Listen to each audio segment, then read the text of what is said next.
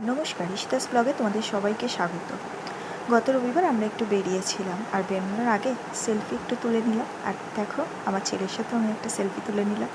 এবার আমরা গল্ফ গ্রিনের ওপর দিয়ে যাচ্ছিলাম। গল্ফ গ্রিনের এই রাস্তাটা ভীষণ সুন্দর, আমার তো খুবই ভালো লাগে জায়গাটা।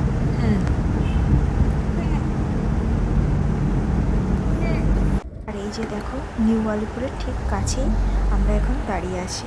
রাস্তায় না খুব জ্যাম ছিল, যার জন্যই দাঁড়িয়েছিলাম। আর আমার ছেলে দেখো গাড়ির মধ্যে চুপচাপ বসে আছে, অবশ্য খুব দুষ্টামিও করছিল। যাই হোক,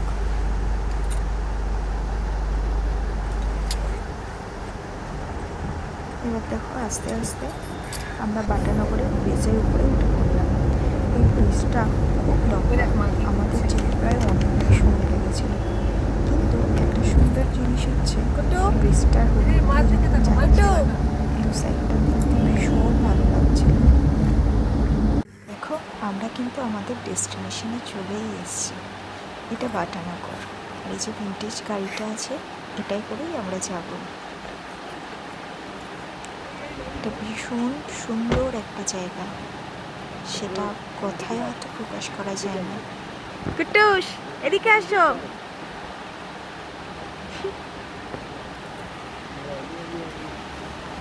চারপাশটা এতটা সুন্দর বলার মতো না। আর এই যে দেখো ভিন্টেজ গাড়িটা আসছে, এটাতে করেই আমরা যাব। আর ওই যে দূরে দেখা যাচ্ছে, ওটা হচ্ছে গঙ্গা।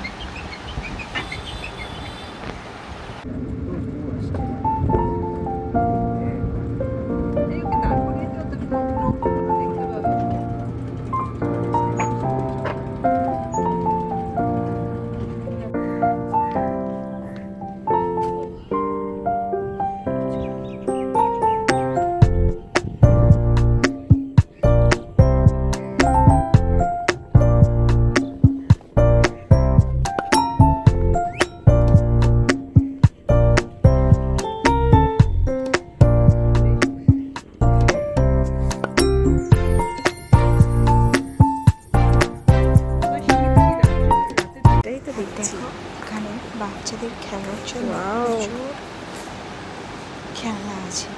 আর এই যে আমার ছেলেটা নিয়ে খেলছে। আর এর বাইরের পরিবেশটা জাস্ট অসাধারণ, মানে বলে বোঝানো যাবে না, এটা এতটা সুন্দর একটা জায়গা। একটা জিনিস হয়েছে, আমাদের তো ভীষণ ভালো লেগেছে। আর বাইরে দেখা যাচ্ছে মা গঙ্গাকে, আর এই চারপাশটা তো অসাধারণ ছিল। সত্যি খুবই সুন্দর একটা জায়গা। একটা জিনিস পেয়েছে, এটা সারা ঘুরে বেড়ায় বেড়ায়।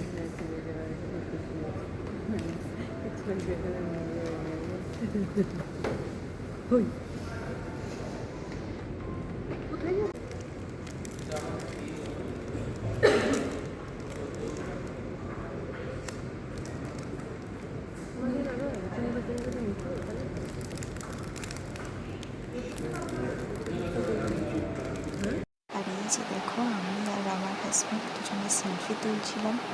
আর এখানে আমি আমার ছেলের সাথে একটু সেলফি তুলছিলাম। আর এই যে গঙ্গার ঘাটটা, এটা জাস্ট অসাধারণ ছিল। এই সময়টা ঠিক ছিল সন্ধ্যার ঠিক আগে মুহূর্ত, যখন সূর্য অস্ত যাচ্ছিল। আর চারিদিক দিয়ে এতটাই হাওয়া আসছিল যে এটা দেখতে ভীষণই ভালো লাগছিল। সত্যি খুব সুন্দর জায়গা, ভাষায় প্রকাশ করা